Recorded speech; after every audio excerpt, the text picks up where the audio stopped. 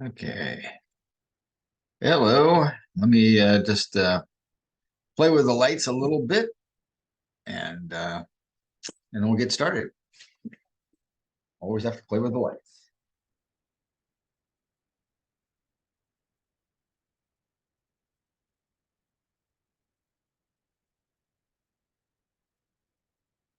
There we go. All right. So pull up a slide set and we will get started.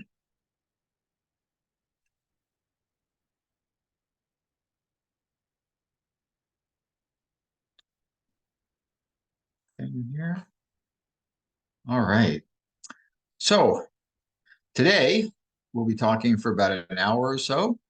This is Keeping Perspective, 25 Misplaced Dietary Ideals, Part 2. And this will be the back half of them. We'll go through numbers 14 to or through 25. And with that, we will get started. And at the end, by the way, I'll have some, I want to give you a list of bonuses you will get for attending today. There are a number of them, and they're all free. So recall some important points to be aware of. The title to every slide, yes, every slide is an out-and-out untruth.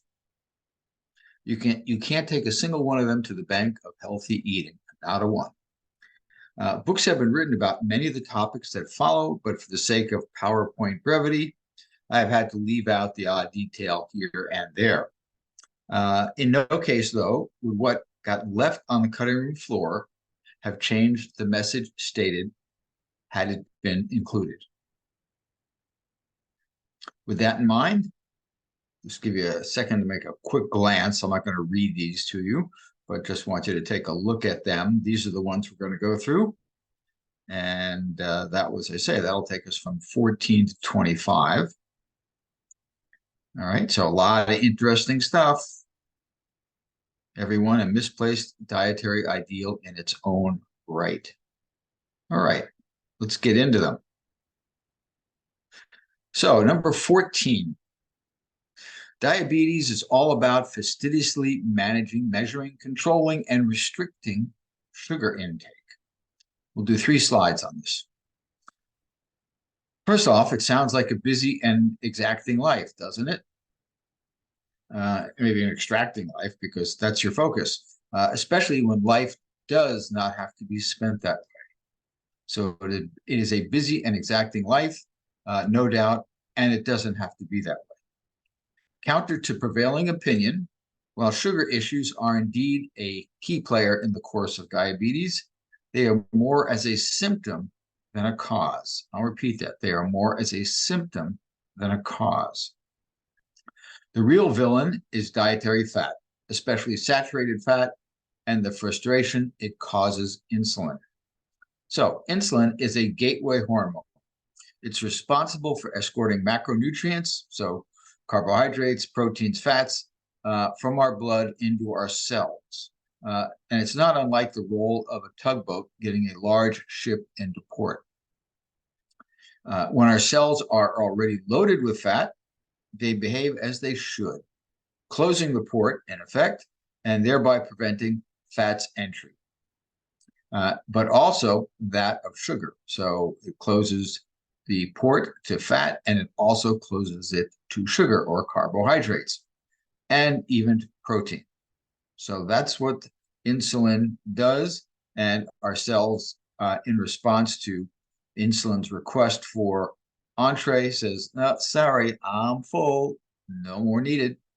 So, and by the way, just an asterisk on life does not have to be spent that way around managing diabetes. That's in reference to type 2 diabetes. If you have type 1 diabetes, you can't produce insulin or produce negligible amounts to be effective. And that is indeed a different can of worms. And you can't escape from that. The insulin production is never going to be sufficient if present at all. In that case, you do have to manage diabetes on a daily basis. So, but you can make it a lot easier to manage and a lot less involved in the management if you follow a whole food plant-based diet. So number 2 of 3, this leaves the cells basically starving for energy in a sea of plenty, more like a sea of too much. The supply simply can't get to where the demand is. And the supply, I'm referring to carbohydrates. The solution is simple. Get the fat out of the diet and the sugar can get in. Dr. John McDougall has been running programs doing this successfully for years. Dr. Neil Barnard wrote a book on it. So did Dr. Joel Fuhrman, on ending diabetes, that is. And it both involve getting the fat out of the diet and letting insulin do its job. And while this is just a teaser, the takeaway is to realize diabetes does not have to be one's daily destiny. And lastly, on the topic, as to the argument, sugar is the problem, there is this observation, and we've all likely observed it with our own eyes. People get heavy/obese first, then they get diabetes and have sugar management issues. So you get heavy first, then you get the diabetes and the sugar management issues. All right, let's go to number 15. If it's natural, it's naturally got to be good for us. Even a dietary holy word can be taken advantage of and corrupted in the pursuit of profit. So yes, in general, natural things are better for us than ones that are not natural. But that is not to say that everything natural is good for us. A rough guideline is it had to be natural for us if it had to be natural for us to consume and thrive on, not just survive on, for a very long time, ideally somewhere in the millions of years. So that's a definition for a natural substance that we want to consume, we should consume, that we have to consume. It had to be natural for us to consume and thrive on for a very long time, ideally somewhere in the millions of years. This would put the damper on the usual non-whole food plant-based suspects: meat, dairy, eggs, and heavily processed foods, in addition to some more well-established stay away from natural substances, such as, for instance, nobody would question these are negatives for us to consume: arsenic, mercury, and plutonium-239. So a 1-a-day multivitamin every day. Your mother was right. So the 1-a-day was introduced in 1940 to a willing market wanting to do food one better. There is nothing especially wrong with the product. That is not wrong with any other, I kid you not, of the 29,000 other dietary supplements for sale in the United States. So there's nothing especially wrong with the product. There's not wrong with any other of the 29,000 dietary supplements. All right, with one exception. They all share 4 attributes. So with one exception, they all share 4 attributes. What are those attributes? You don't need them, and I use attributes in quotes. You don't need them. They don't work. They do more harm than good, and they really contain exactly what they say. And there's an original ad for 1-a-day vitamins, just to give you a little perspective there. So number 2 of 3 on the topic. And yet, and this is crazy, the supplement industry is big, with estimates just shy of 40 billion per year, 39.8 to be exact. That's 39, 8, and 0, a whole bunch of zeros with all the zeros showing. So that's how big the supplement industry is. It's not 4 billion, 4 million, 40 billion, 400 billion. It's $40 billion per year. Parking all the "it's not what it says it is" stuff, exactly what are the main health issues associated with taking them? Well, our bodies are finely tuned, extensively tested biological machines designed to extract all the literally thousands, if not tens of thousands, of nutrients we need from plants, not pills. And by plants, I mean the ones made of carbon, not the ones emitting it. This process goes on virtually unnoticed every second of every day we are alive. No Sundays, no holidays off, no lunch breaks. We, quote unquote, pick and choose exactly what we need and how much of it effortlessly, assuming it is in the right form. And that is food. Whole food, plant-based food. That's the form our body recognizes and knows how to deal with without even batting an eye, if our bodies had an eye. And lastly, on the topic, to believe that a manufacturer could accurately know what to include, in what amounts, and at what time, when those vary from person to person and by moment to moment within each person. Well, you can readily see the zero likelihood of that ever occurring in a pill. So that's what our bodies are doing every second. To believe a manufacturer could do that and package it, it's just not possible. So number 17, just did number 16, yep. Number 17, to weigh less, you must eat less and always be hungry. Darn it. And 4 slides. Far more people believe this to be true than not. That to weigh less, you must sacrifice. You must sacrifice and be hungry. Millions have attempted this method of weight loss. Few have succeeded for more than a brief period of time, typically in short order, finding themselves noticeably heavier than when they began their noble but futile efforts. And there's a lot of good instinct behind this bad result. All right. So our DNA, finely tuned over the millennia to deal with a life of chronic food scarcity, readily and rapidly goes into survival, slowing metabolism to reduce energy needs to ensure our continued existence. It basically shuts down systems or slows them down to reduce the energy need. So our DNA does that whenever it recognizes that we are in a nutrition deprived state. It makes adjustment so we can survive. That's the gist of it. Cannot escape that.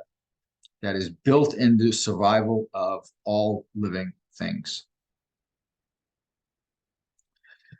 Second slide.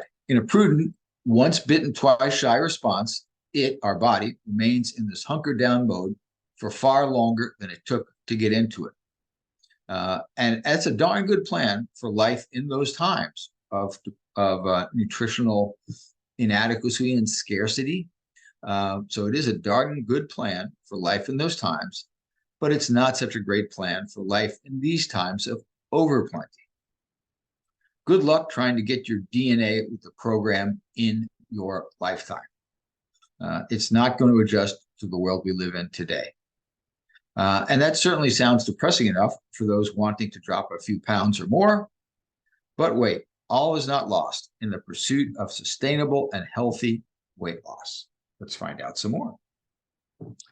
While you can't starve yourself out of it, crazy as this sounds, you can stuff your way out of it. I'm referring to losing weight. You can stuff your way out of losing weight. And let's talk about that. The trick is you have to do it with the right stuff. And what is the right stuff? You're getting the idea now. In short, the diet we evolved to eat, a whole food, plant-based diet. And let's take a look at the next slide. There it is, right there. This is from John McDougall, the McDougall program, but it's a good summation of what I'm talking about here. The McDougall program for maximum weight loss. Look at all those things. And you'll notice only half of it is filled with vegetables. All right. The other half is filled with grains, in other words, starches. So, and look at that. Look at where the arrows point. Eat as much as you want. Never feel hungry again. That is the key to losing weight. Not depriving yourself, not making yourself miserable, not turning yourself into a social pariah because you can't eat and becoming angry, frustrated, and a nasty person in the process. All right, so how about this one? Along the same vein, if you will, of deprivation, intermittent fasting. We'll call that IF, right? IF, intermittent fasting. Intermittent fasting is a crazy idea that works. 2 slides, remember, not true. This one actually works to some degree, though, but not due to the fasting, but to the focus. And by that, I mean people who do this tend to pay more attention to what they eat than the average person who doesn't. This alone often promotes a healthier diet and can result in some weight loss. However, no, there are no legitimate studies showing its effectiveness in attaining and maintaining significant body weight reductions for meaningful periods of time. And that would be 6 months, 1 year, or more, 5 years, 10 years, etc. No studies to prove that. Meanwhile, there are some negatives associated with the practice. It is inconvenient. The easy eating time window can be very restricting to having a social life, enjoying family meals, and the reality that sometimes hunger rears its head outside of the established dining window, and means either you have the choice of giving in and going off the program or just being frustrated and hungry. And hunger is an incredibly powerful drive, as it should be, because it is a survival instinct. As such, intermittent fasting can get very old very quickly. Second on the topic, in defense of this dieting strategy, people offer as proof ancient humans fasted daily. And while this is true, it was certainly not by the clock, being as there were no clocks. All right? Agreed, they fasted when they slept. That's why when you wake up, what's the meal called? Breakfast, break, fast. Agreed, they fasted when they slept. All right, we all do. We still do, except for the odd sleep eater. But they also fasted primarily because they didn't have any food. When they found it, they ate it, time of day notwithstanding. So if it works for you, great, intermittent fast your heart away. But for the vast majority of us, IF, intermittent fasting, makes healthy eating harder than it needs to be and serves to shift our attention from what we eat, where it should be, to when we eat, where it does not need to be and actually should not be. Number 19, statins are the best way to lower cholesterol and reduce risk of heart attack. We'll do 4 slides on this one. Well, they do lower cholesterol, but are they the best way to reduce the risk of a heart attack? That's quite another story, and we'll get to it shortly.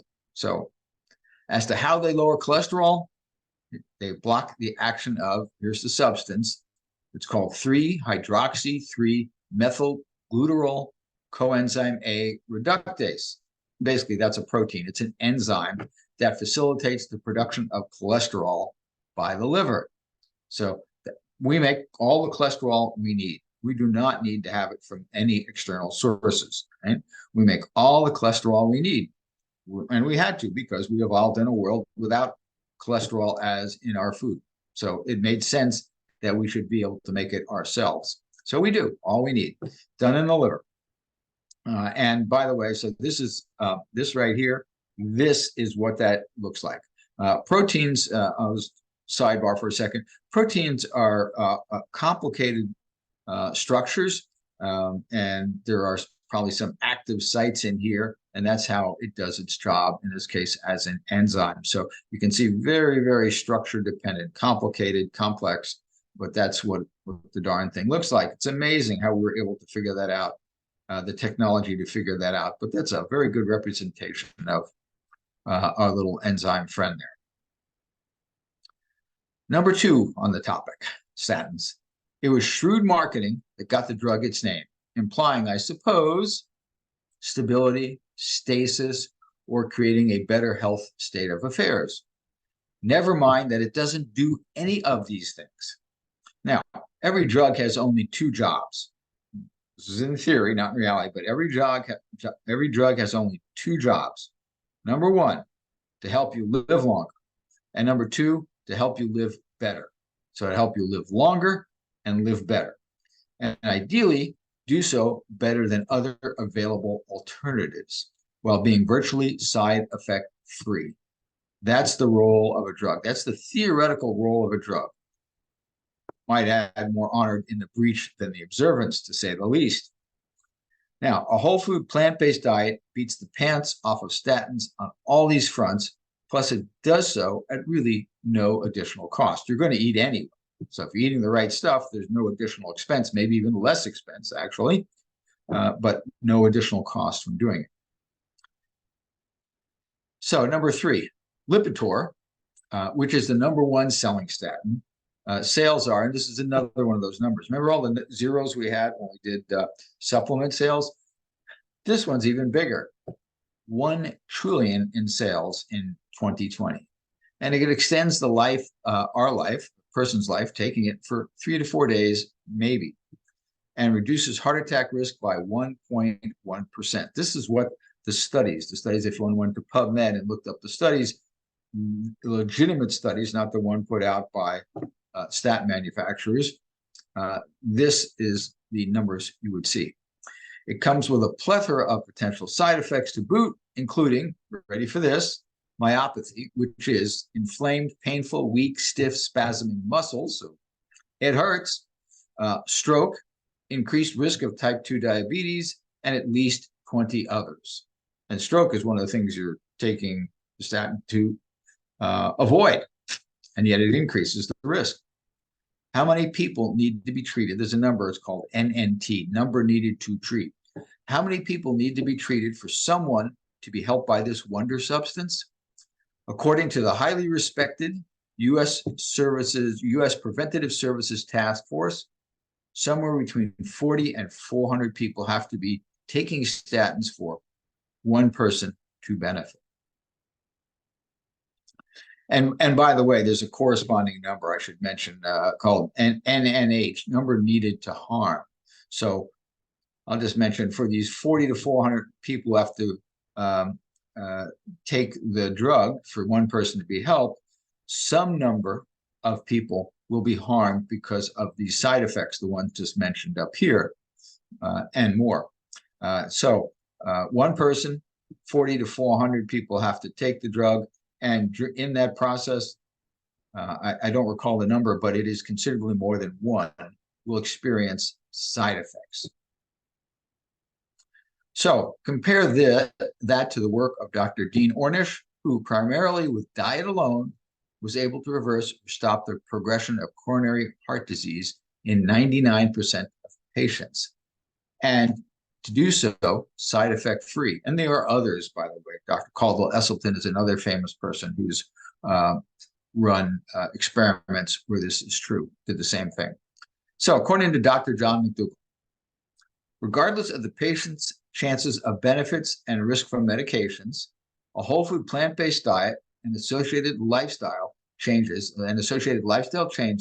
should be the first and most enthusiastic prescription made by all doctors for their patients. Only then, as a last resort, the patient and the doctor should look into medications. So let me repeat that. It's a big one. Regardless of the patient's chances of benefits and risk from medications, a whole food plant-based diet and associated lifestyle changes should be the first and most enthusiastic prescription made by all doctors for their patients. Only then, as a last resort, the patient and the doctor should look into medications. Next one, the new math. And this is an example of a healthy low-fat food. The new math. This is an example of a healthy low-fat food. So here we go. Remember, this isn't true. First, some background.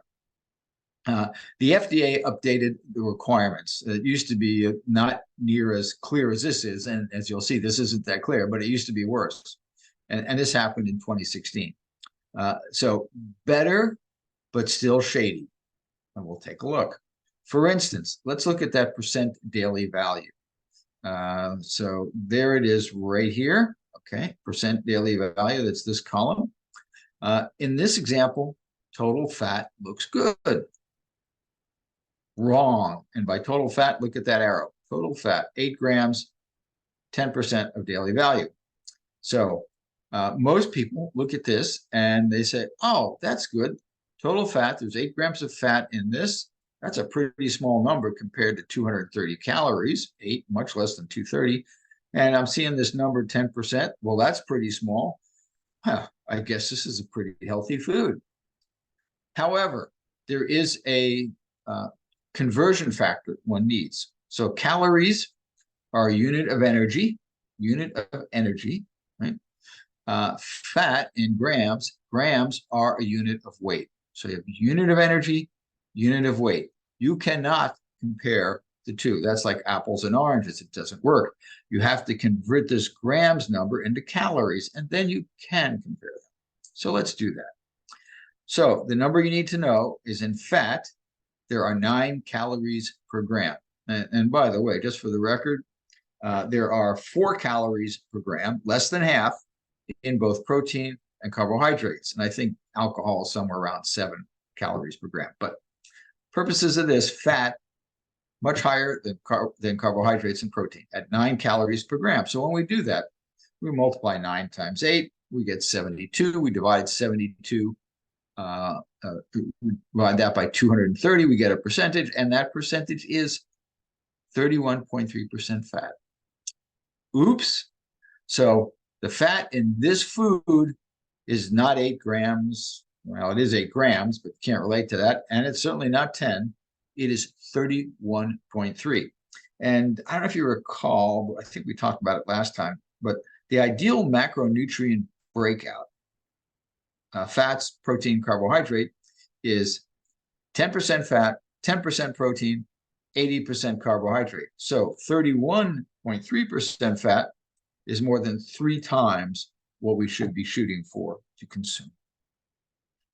So looking at slide number 2 on this, let's take a specific example. So let's take a gander at reduced fat Triscuits.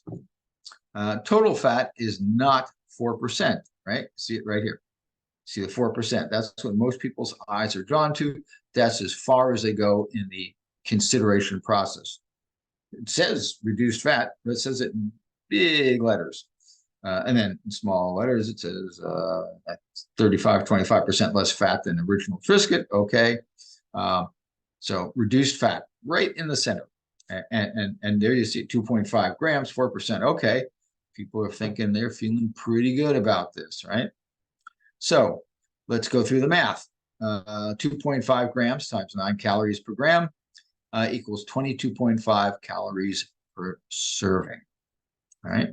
And what you'll notice says calories per fat, from fat, 20 calories. So once again, small number, but let's look at that percent number. And remember, this is the reduced fat variety. As they say here, 120 divided by 110, it is 20.5% fat. So it's actually not terrible, but it is also not 4% as visually implied. So, and as if you eat it as pictured with the cottage cheese, and all health bets are off. The numbers go through the roof. It also contains in the ingredients, which must be listed. They're on either on that side, probably down below here on the side of the package. It also contains canola oil and the preservative BHT, not a healthy substance. And lastly, on the topic, let's look at another one. This is called Diet Vegan cream cheese. So this is vegan. Okay, can't be bad for us. It's vegan. Well, maybe not. Being vegan does not make it low fat or healthy. At 8 grams of fat, it is 80% fat by calories, right? 8 times 9, 72. 72 divided by 90, that's how many calories in a serving. And lo and behold, it is 80% fat by calories, not the deceptive 12% over here. The ingredients list should be hanging in a post office. And then on top of that, you've got, here's some look at the substances. These are just some absolutely horrible substances in there as well. So not at all as implied by the packaging. New and improved, plant-based, deliciously dairy-free, plain, extra spreadable. None of that good in this case. Very deceptive. I might even go so far as to say downright dishonest. All right, number 21. Misplaced dietary ideal number 21. Microwave cooking is bad for your health. And I'll just, the point of interest here, this microwave, it's a pretty fancy looking microwave. Guess what? It is. I looked it up. I looked for the most expensive microwave I can find. This is from Viking, the people who make refrigerators and stoves and all that. That's a $1,200 Viking microwave. All right, so microwave cooking is bad for your health. 4 slides. Just to be on the ultra safe side, I spent much time researching, re-researching, I should say, this. And by spending this much time, you would think I have nothing else better to do. But in reality, I do. I actually do have better things to do. But anyway, cutting to the chase, microwave cooking is safe as milk, actually about 1 million times safer. So microwave cooking actually is safe as milk. It is not bad for you, actually much safer than that. As safe as the phrase applies, not as the reality of the statement. So it is very safe. I read and watched everything there was on the topic from Drs. Greger and McDougall, plus a few others that I respect. First concern to put to rest. Microwave radiation is not like atomic bomb radiation. You will not become radioactive from consuming microwave foods or being in the same room as one when it is operating. That said, I wouldn't put my nose to the glass, just to be on the safe side. Second on the topic, the picture above right, this picture. That's what happens when you over microwave an egg. It's pretty messy. There is a bigger takeaway from this, which we'll get to shortly. All right. The other major beef with microwaving anything is the belief that nutrient content is reduced to 0 or darn close to it. That's one of the things you hear is the radiation is dangerous. It loses all its nutrient content. Neither is correct. The scientific evidence says otherwise. It is as good as any other method of cooking, and in many cases better, especially, I kid you not, with mushrooms. An ideal example of a whole food plant. If you were, well, actually, it's a fungus, but call it in the plant kingdom, if you will. If you are curious, these are the confirmed worst for nutrients cooking methods. All right, so microwaving, not a problem. What are the worst of the cooking methods that you do want to avoid? Deep frying, and boiling. Yes, boiling. And why is boiling an issue? Water-soluble nutrients leave with the water, like some Pied Piper of the kitchen. So the water will pull out the nutrients from the substance you're boiling, and many of the nutrients will leave with that water. Now, you could consume that water and keep it all, but oftentimes that's not the case. The boiling water is simply tossed down the sink. And certainly deep frying, char broiling or char frying, searing, all of those in that flame scenario are not good, or some of the worst, actually. So 3 of 4 on the topic. So above right, why they don't make walk-in size microwave ovens. Just kidding. Now, is microwave cooking risk-free? Definitely not, but it is ridiculously easy to avoid those risks. And what is the nature of those risks? Don't nuke your food in plastic containers, right? Don't nuke your food in plastic containers. And so it's not the process, it's what you're putting into the process, right? Don't nuke your food in plastic containers. They can leak plastic onto and into what you are heating. If you really overdo it, and most of us have at least once, the plastic can literally melt. Not a good thing. Be aware that microwave cooking is really fast. A little goes a long way. And being as it cooks from the inside out, the inside is almost always much hotter than the outside, maybe even scaldingly hot. So the outside may be warm to the touch, but the inside may be scaldingly hot. So are there items that are particularly dangerous to microwave? Yes, there are. And here they are. Not that you should be eating in any way these substances. The aforementioned exploding egg, jelly donuts, hot dogs, baby milk formula, especially baby milk formula, can be very, very deceptive. Milk and butter flavored popcorn. So what these all share is a propensity to explode or get far hotter on the inside than the outside. They also share this. Not a one is good for your health, no matter what you do or don't do to them. Bottom line, it's not what you put in the microwave, it's what you put inside. That's what matters. So number 22, we'll do 4 slides on I get my vitamin D from GNC. Never, not true. Let's set the stage first. Despite its name, vitamin D is not a vitamin. It's a hormone. It's made by the body when sun hits our skin. When it hits our skin, right? And basically, what a hormone is the substance made by our body. Sun hits our skin, our body makes vitamin D. A little more complex than that, but the gist of it's correct. A hormone is a substance that is made in one part of the body, which then travels to other parts of the body to perform some sort or manage some sort of function. So that's what a hormone is. That's not what vitamin D is. A hormone. It is not a vitamin. It's not something that needs to come from the outside as part of some reactive process. There are 4 million years of evolution saying this is the ideal way to procure it. And GNC has been around for less than 100. 1935 was the first year for GNC, just if you're keeping track. Vitamin D is fat soluble, so vitamins can either be, or in this case, we'll use vitamins as an applicable term, but vitamins can either be fat soluble or water soluble.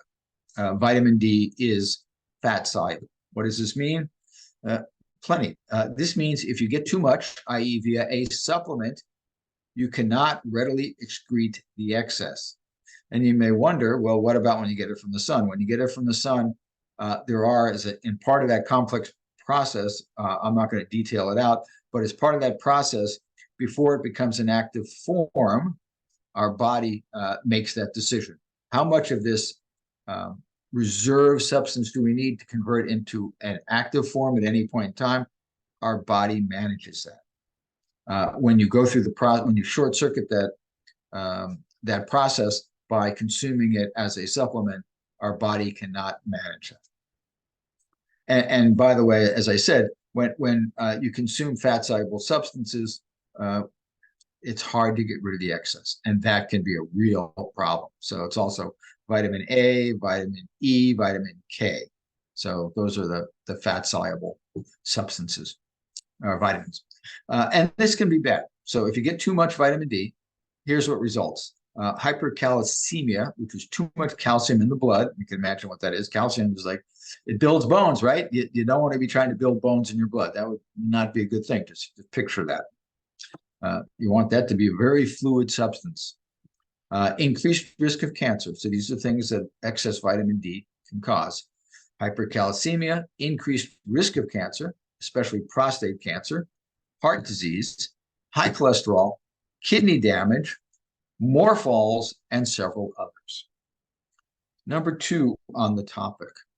Meanwhile, none of these happen when you get your vitamin D from the sun. But what these things do, when you get your vitamin D from the sun, healthy bones, healthy heart, cancer risk reduction, and even skin cancer, despite what you read, improved immune function, reduction in unnecessary inflammation, better teeth attachment, enhanced insulin responsiveness, and more. As to how much is enough, not much. And when you're measuring the amount of vitamin D in your plasma, you don't need much. Despite what you may have read, 20 milligrams per deciliter, focus on the number 20 or thereabouts should do the trick. And according to a number of very reliable sources, and what they practice in England, for that matter, for different reasons, but they're kind of forced into it, but it is a correct number. You can get down to 10. So much lower than 10, than this, say under 10, so get under 10, that under 10 may be a sign, as in a biomarker of underlying disease, as much as insufficient sunlight. So it's caused not by lack of sun, not by lack of intake, but other systems having problems. So what you want to do is identify the cause, treat it, identify the cause, treat it, not the symptom. So treat the cause, not the symptom. The low vitamin D very often is an indicator of something is wrong. And the trick isn't to raise the indicator. The trick is to find out why the indicator is so low. Number 3 on the topic. You may be wondering, okay, then how much sun is enough? Well, that depends on, on the time of year, the latitude and altitude where you live, and your skin shade. And I might also add in there a couple other factors. The higher up you are, the more sun you're going to get, right? If you go up to the mountains, you're going to get less atmosphere, you're going to get more sun. What also matters is proximity to water or snow, and how much sun your environment gets, right? If you live in Seattle, where I do, we don't get as much sun as if we lived in Arizona. Okay, so the time of exposure wherever I am is somewhat dependent on how much sun you're getting. You can get it through the clouds, but more so when it's direct sun hitting you. As I say, if you're near the water, if you're on the beach or near a lake, or you're skiing in the snow, you can get a lot more sun because of the reflection, and you got to take that into account. So all those factors, along with the biggies, which is the latitude where you live, how far from the equator, how high up you are from sea level, and your skin shape. Let's talk about that. Let's talk about skin shape. So for Caucasians, using a Boston latitude, if you will, late spring to early fall is the time of year. So basically the summer, right? Extended summer. Around noonish, get your face, arms, and legs. Face, arms, and legs. That's the only parts you need to have. Twice per week, 10 to 20 minutes will do. And that is, by the way, just so you know, you can rest comfortably. That's less than 1/4 of what might cause a minimal sunburn. Very small amount as far as a sunburn goes, very adequate amount for getting all the vitamin D that you need. Now, if you're an Asian Indian, it may require 3 times that amount. If you are an African American, it may require 5 to 10 times that amount, skin shade dependent, as you might logically extrapolate. Now, obesity makes it tougher, remember, because being as vitamin D is fat soluble. So you want to keep the circulating vitamin D levels at a good level. So obesity being a fat, you can store more vitamin D. So you might need to consume a little more. All right. Here's a closing kicker on the subject of vitamin D and not getting it from GNC. Parting thought is from Dr. John McDougall again. Here we go. There is no level of vitamin D discovered by a blood test that would cause me as a medical doctor to prescribe vitamin D supplements to one of my patients. Let that sink in. All right. Going to number 23, soy. I won't touch the stuff. And there's some soybeans there in the picture, as you can see. Most misplaced dietary ideals have to do with consuming something that is supposedly good for you, but isn't. This one is the opposite. Soy is something that is good for you, but people avoid it because they believe it is bad for them. To be clear, we are referring to soybeans and its minimally processed children. Examples: tofu, tempeh, edamame, miso, natto, unsweetened soy milk, and yogurt, ideally with just fruit to sweeten it, not artificially concentrated sugar. We are not referring to heavily processed soy stuff. Examples being, we've probably all seen an acronym, TVP. It stands for textured vegetable protein, which is as bad as it sounds. So TVP, soy protein isolate, soy cheese, soy oils, and faux, fake meats made with soy. The Impossible Burger for one, and there are others. So that is not what we're referring to as soy that is good to consume. Second slide, last one on the topic of soy. In contrast to many widely held and wildly incorrect beliefs, soy does not cause cancer, especially hormonal ones. So that would be like breast cancer and prostate cancer are the biggies. Menopausal issues. Oh, and what's the one? The female one. But other female ones, just a little lower than the breast. So I'm sorry, I'm forgetting the name right now, but you get the idea. Menopausal issues, soy does not cause cancer. Menopausal does not cause menopausal issues, does not cause male infertility, does not cause males to have breasts, and it does not cause senility. Oh, endometrial cancer. Sorry, that was the one I was thinking of. Endometrial cancer. That's a hormone-related cancer.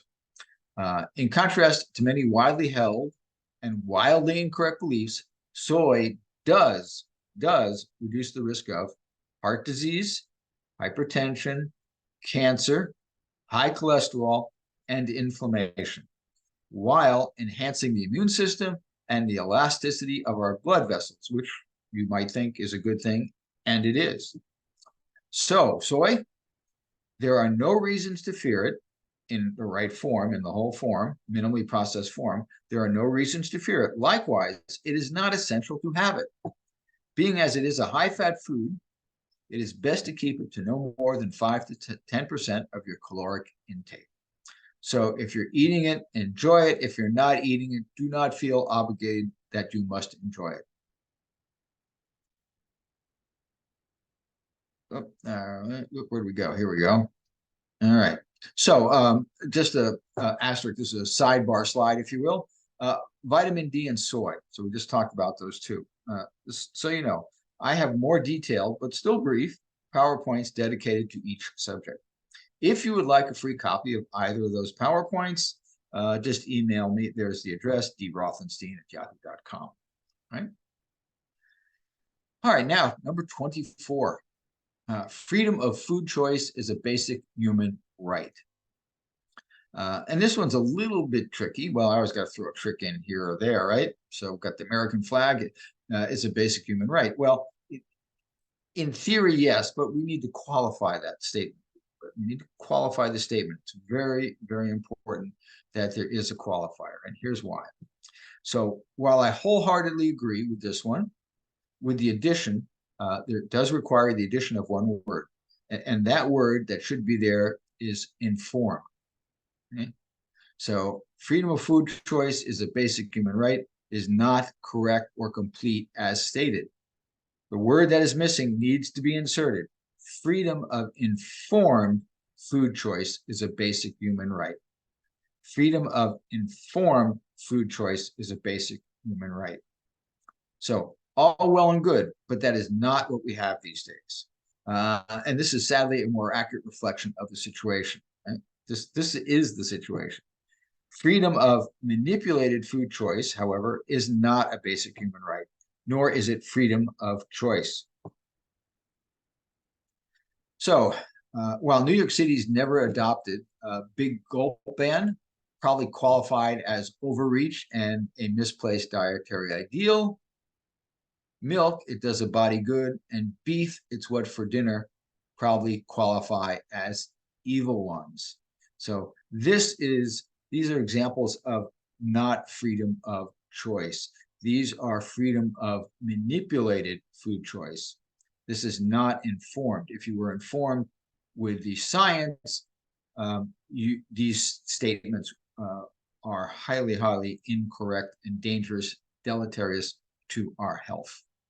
So freedom of food choice is a basic human right. Well, freedom of informed food choice is a basic human right. All right, number 25. Above all else, eat a balanced diet. Okay, above all else, eat a balanced diet. We've got 3 slides on this.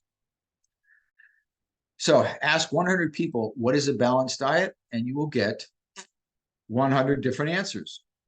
In other words, everybody knows and no one knows, or very close to it.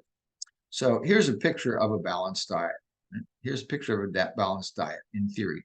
And I would say not even close. And just for the sake of taking it apart a little bit, there are some very good things in here, and there are some very bad things in here. So this is the perspective what many people might think of as a balanced diet. So let's just take a look. So some of the good things: carrots, potatoes, onions, peppers.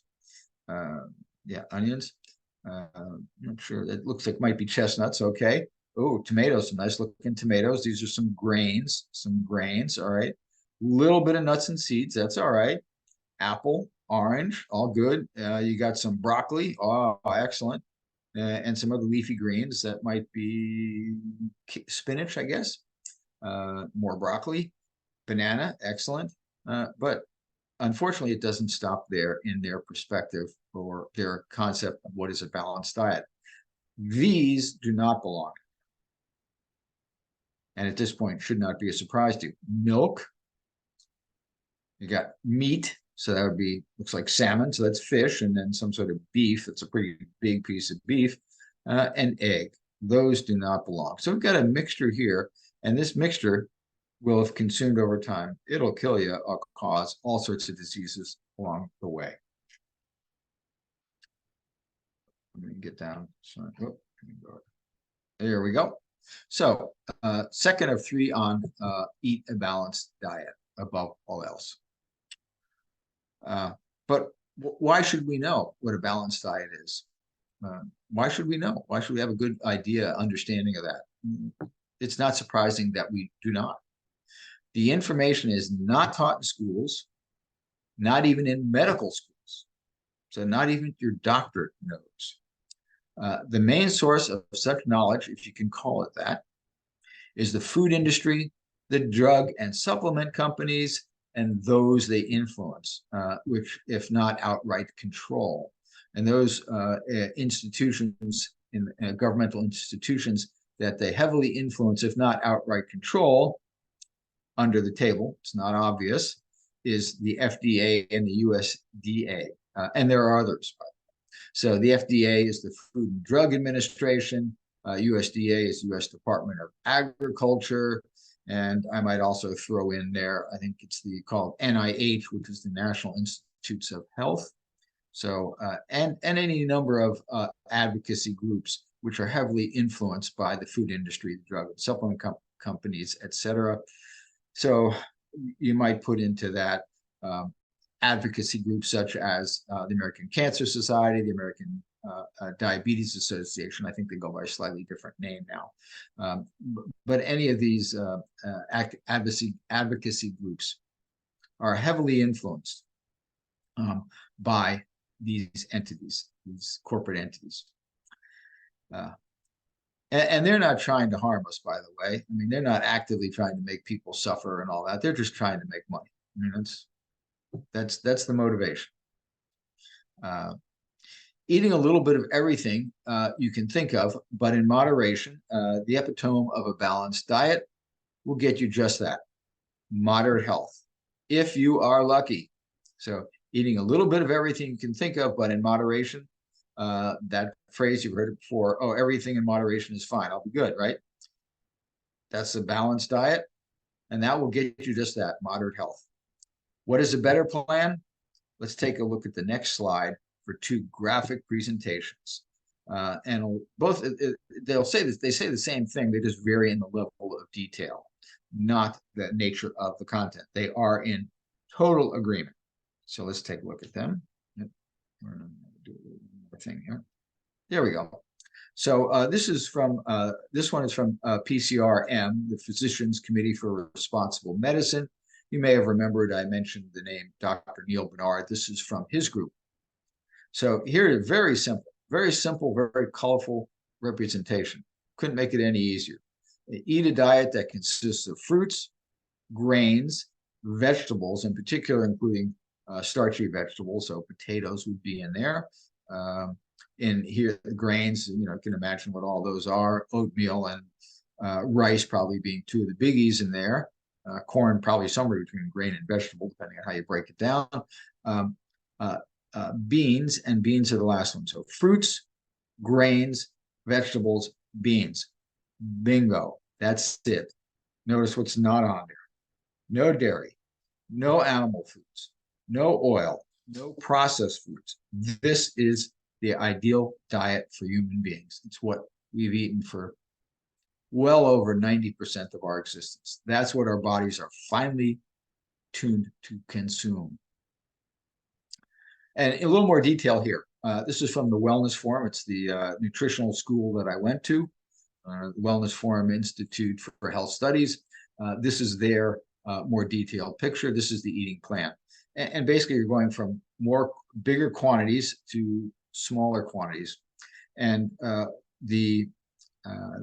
and at the top here, this line divides the should have from the optional amounts, right? You don't need to have, well, in this case, the organic animal foods. If you're going to have animal foods, have organic animal foods, but you don't need to. That's a max. These are all things that need to be part of the diet. This is totally optional. You do not need to have it. Do not need to have it. So what are they talking about? What do they need? Well, at the bottom of the pyramid or cone, 64 ounces of filtered water. That's for adults. Okay. We are creatures of water. We are creatures from water, of water. We're also, by the way, creatures of sun, which is where vitamin D comes in there. We are creatures of the sun. And then the majority of all servings should be legumes, whole grains, potatoes, corn. So the starches. Substantial portion, all servings, steamed vegetables, raw vegetables, both of them are good. Big salads, green tea, great antioxidant, anti-inflammatory substance, minimal caffeine in it, and sprouts. 2 servings of fruit, although more is okay. So these are, once again, these are kind of minimums. These are minimums. Everything below this line is a minimum. 1 small serving of, these are a little more processed. These are minimally processed grains, so breads and cereals. And then high-fat plant foods, which would be nuts, seeds, and don't forget, olives fall into that category as well. Avocados obviously do. They're a high-fat food. They're a whole food, okay, but they're a high-fat food, and as such, you want to limit your consumption of them. By limit, one definition you can always use is fits in your hand, and so put an avocado in your hand, or some avocado should fit in the palm of your hand. That's a finite measure there. And then lastly, nut butters. So that is a great picture of what we should be eating. So above all else, eat a balanced diet. It is not that. It is not that. It is this. So summing up, all deck chairs on the Titanic. So summing up, all deck chairs on the Titanic. What these 25 misplaced dietary ideals have in common is distraction. While some are correct, but not that important in the grand scheme, so organic versus non-organic, others are irrelevant. Choose fresh over frozen, though most are just patently wrong. I need more protein. What we said, microwaving is bad for you, soy is bad for you, etc. Most of them are just flat out wrong. Regardless, they all distract from what makes a difference. Getting the totality of the diet right, i.e., the diet of our DNA, a whole food, plant-based diet. So I'll repeat that one because it's so important to finish on that note. Regardless, they all distract from what makes a difference. Getting the totality of the diet right, i.e., the diet of our DNA, a whole food, plant-based diet. Now, let's take a look at some of the free stuff as you made it through all these slides. hopefully been entertained, informed, educated. Here's the stuff you get for free. So bonuses just for attending, you will receive from the Destiny Management Program, a customized nutrition program, a customized fitness program. Oh, I think we got welcome, Mohammed, for joining. Okay, unfortunately, we're just finishing up, but I'll give you we'll go through it. A customized nutrition program, customized fitness program, a free 30-minute discovery consultation, free downloads of and this is Destiny Management's, our free downloads of our Final Edge book system, and that includes Look and Feel Your Best, Winning the Weight Loss Game, Peak Performance, our recipe book, You Are What You Eat, and our Final Edge training journal. So all of those free.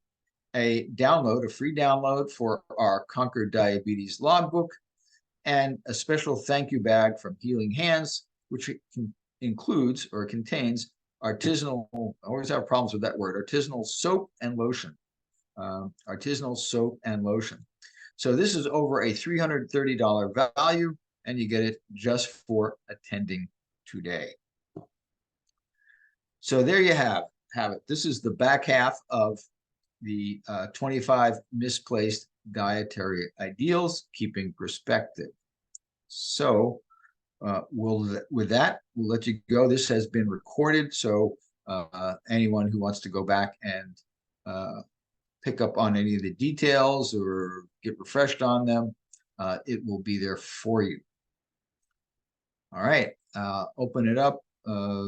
Any questions? If not, I'll let you go, and hopefully you've gotten your dietary eyes on. And I will stop sharing, so let me do that, and I will say officially goodbye. All right, there you are. All right, appreciate it, everyone. Enjoy.